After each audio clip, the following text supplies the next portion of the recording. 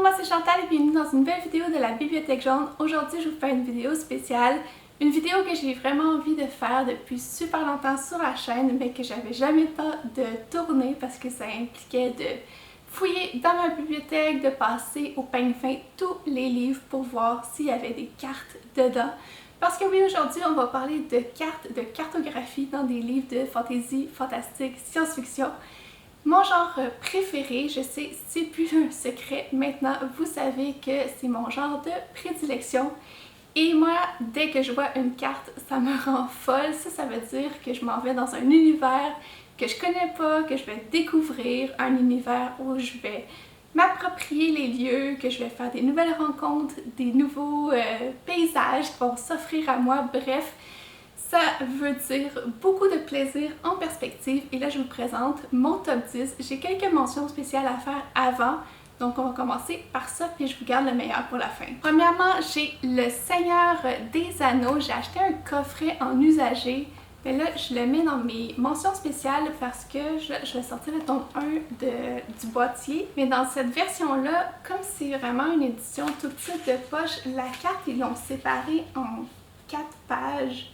Donc c'est hyper compliqué de se retrouver. Donc on l'a ici, mais à cause du pli, on perd quelques informations.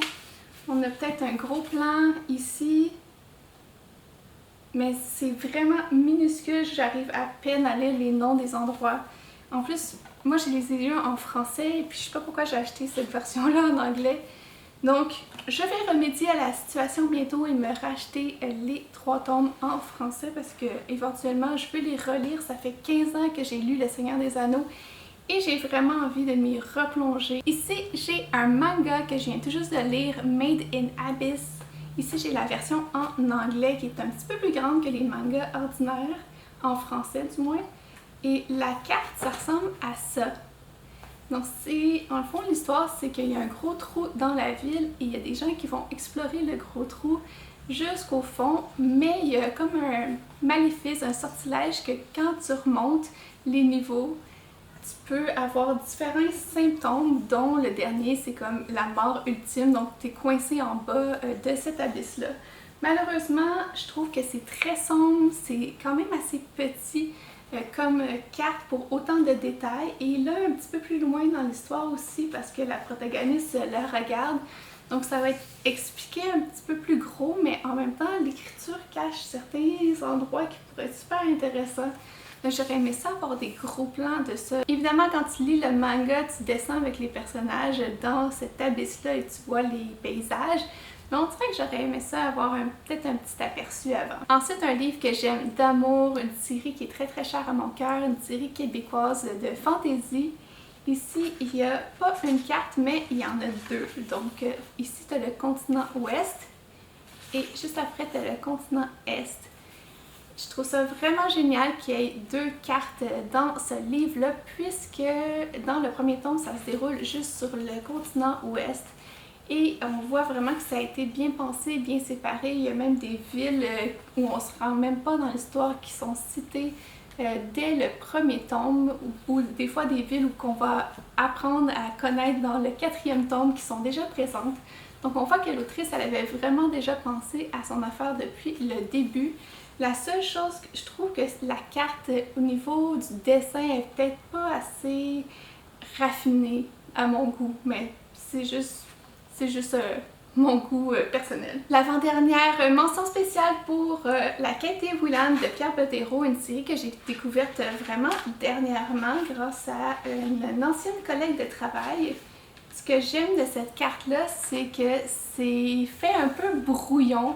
Il y a des dessins à l'intérieur de ce livre-là et c'est dans le même style, donc je trouve ça cool que la carte soit dans le même style que les illustrations.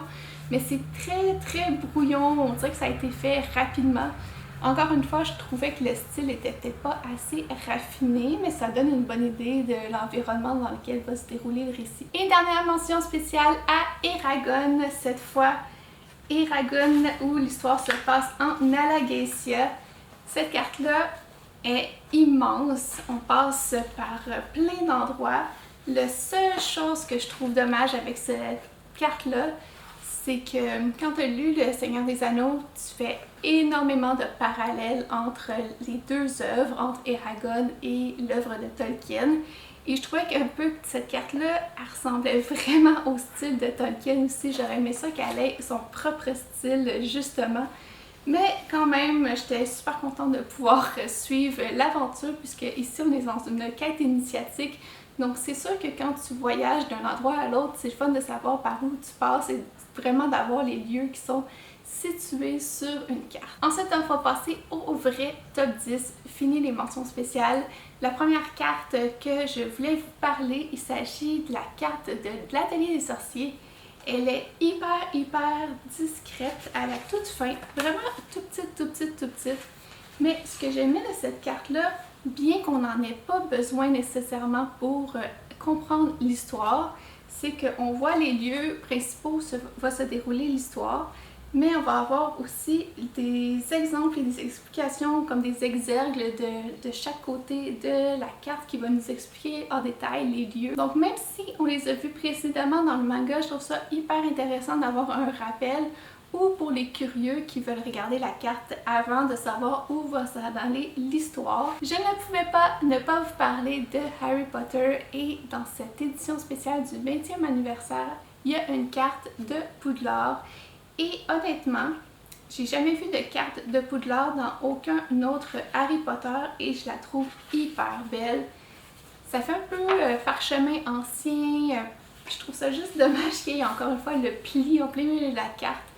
Mais je trouve qu'on a vraiment tous les éléments. Même si c'est pas une histoire, on va se promener dans 1000 villages, dans différentes régions.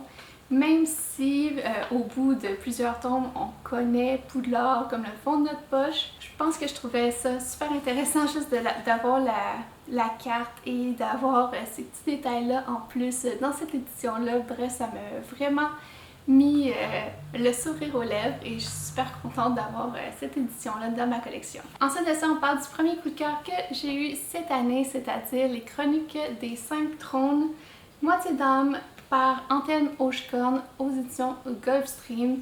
Et évidemment, vous vous doutez bien qu'il y avait une carte à l'intérieur. Ce que je trouvais cool ici, c'est qu'à chaque début de chapitre, on va avoir le rappel des 5 trônes, donc les 4 trônes des royaumes faillis, l'automne, l'hiver, le printemps et l'été, et le royaume humain, donc le trône des humains. Mais ici, sur la carte, on va avoir le rappel de ces trônes-là, donc on peut vraiment identifier où étaient les royaumes faillis avant que les humains envahissent ces terres-là. Et même si l'histoire se déroule principalement dans le nord, dans le premier tome, ici, dans le royaume de l'hiver, on a quand même tout le reste de la carte qui est déjà mise en place pour les... Je pense qu'il va y avoir 3 ou 4 tomes après celui-là, donc pour moi ça a été un gros coup de cœur. Des failles cruelles et méchantes et des gens qui sont à la recherche de l'amour avec tout ça, des arcanes de magie. Bref, j'en rêve encore la nuit, honnêtement, c'était vraiment bon et j'ai super hâte de lire la suite. En parlant de coup de cœur, je continue dans cette voie-là avec mon dernier coup de cœur dont je vous ai fait une vidéo toute spéciale sur le sujet Extincta de Victor Dixon à la Collection R. Étant donné que je suis partenaire avec Collection R Canada, ils m'avaient envoyé les livres numériques et je n'avais jamais eu entre les mains la version papier, et là ils viennent de toutes me les envoyer, donc j'étais super contente. Et en plus de ça, dans ce livre-là, il n'y a pas qu'une carte, mais je pense qu'il y en a même 3. Donc on a la carte du monde principal, en fait avec toutes les villes. De même, le petit clin d'œil que j'adore, c'est que c'est la monnaie de toutes les villes qui ont mis en bas. Ensuite, tu as la carte de la ville principale où se déroule l'histoire. Donc, ça te donne une idée à quoi ça ressemble. Et tu as la carte aussi d'une autre ville où va se dérouler l'histoire un petit peu plus tard dans le récit. Non, ça c'est la carte du désert, mais tu as une autre carte encore. Donc, moi, j'ai pas eu le temps de les regarder encore, mais je trouve ça super beau. Et ce que j'aime, c'est que c'est hyper détaillé, hyper bien fait, et qu'il y a un petit rappel une espèce de petit parchemin en haut de chaque page que je trouvais vraiment un bel ajout, un bel objet comme si ça venait de super loin, alors qu'on est dans un futur très très lointain, à l'aube de l'extinction de la race humaine. On poursuit avec les BD. Donc ici j'ai 5 mondes aux éditions Gallimard par Mark Siegel, Alexis Siegel, Xante Bouman, Matt Rockerfull et Boyasun. J'arrive jamais à dire tous leurs noms dans le bonhomme, mais donc on a comme deux French flaps, je sais pas comment on dit ça en français, mais ici tu as toutes les planètes de cet univers-là. Donc la première planète, ça va toujours être la planète où se déroule l'action, puis il va y avoir les autres planètes avec leur drapeau. Que je trouvais ça vraiment cool. Et le dernier flap, tu vas avoir la carte du monde. Et même si l'action se déroule pas partout dans ces endroits-là, il y a plein de petits easter eggs, de petits clins d'œil. Je viens de voir tout à l'heure qu'ici, il y a une cité engloutie dont on ne parle jamais dans l'histoire.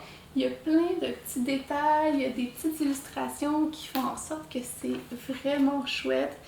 Et on peut se repérer sur la carte et s'imaginer aussi un monde qui serait beaucoup plus grand que l'histoire qu'on retrouve dans ce livre-là. Pour moi, cette BD-là, c'est vraiment un coup de cœur. Le tome 4 sort bientôt et c'est sûr que je vais me lancer dessus dès que ça sortit parce que j'ai vraiment hâte de connaître la suite de cette histoire. Ensuite, j'ai Perséphone de Loïc Locatelli-Komsky aux éditions Delcourt et c'est pas tellement une carte conventionnelle, mais c'est plutôt une carte qui est intégrée dans une des cases de la BD.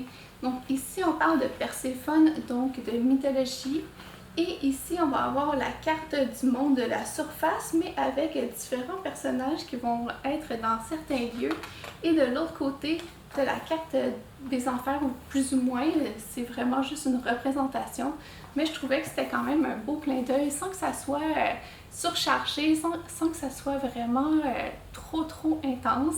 C'est quand même là et c'est super le fun pour pouvoir se repérer. Une autre BD que j'adore, il s'agit de Bergère guerrière de Jonathan Garnier et Aurélie Fléchet aux éditions Glénat. Et la carte ici est vraiment grosse, ça se trouve à être juste à l'intérieur de la couverture. Et ce que je trouve chouette, c'est que c'est vraiment une carte illustrée, donc tu vas avoir la bergerie, les terres sacrées. Il y a même du vent, tu vois un peu la météo qui se déroule dans chaque endroit et ça, je trouvais ça vraiment cool, vraiment génial. Donc c'est sûr qu'en bande dessinée, ça l'aide parce que tu as un illustrateur qui travaille sur le projet et ça peut être super chouette justement de reprendre le style graphique qu'il y a à l'intérieur de la BD et de l'appliquer justement sur la carte de la région.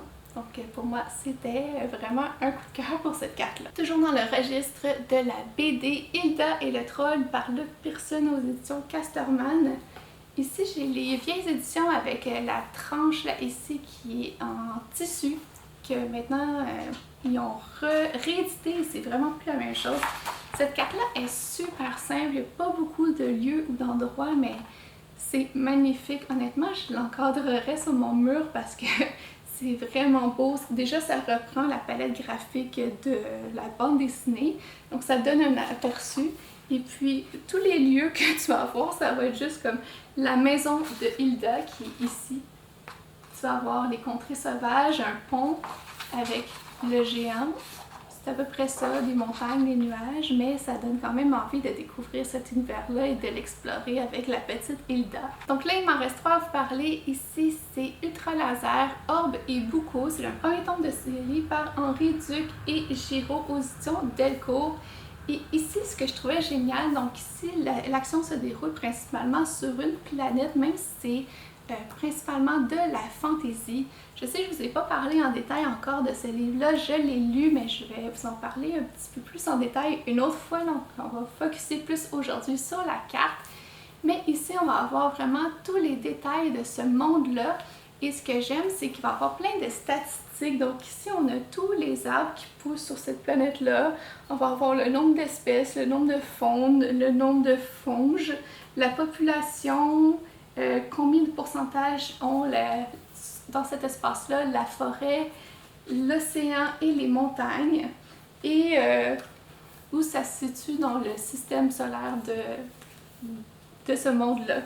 Donc je trouvais ça génial, puis en plus ça n'a pas beaucoup de couleurs, donc comme vous voyez, cette carte-là est un petit peu plus graphique aussi que les autres, un peu plus simple, et j'adore vraiment les ajouts, même si personnellement, quand on lit un récit, 75% d'arbres sur cette planète-là, moi ça me dit rien, mais je trouve que c'est un beau clin d'œil quand même à cette histoire-là, à cette carte-là. Ils ont vraiment fait un travail de fou juste pour faire une carte. Ensuite, j'ai 2 BD à vous présenter que j'ai pas encore lues, donc j'ai quand même feuilleté pour voir s'il y avait des cartes. Ici, j'ai Maléfice par Elsa Bordier et Sanoé aux éditions Jungle.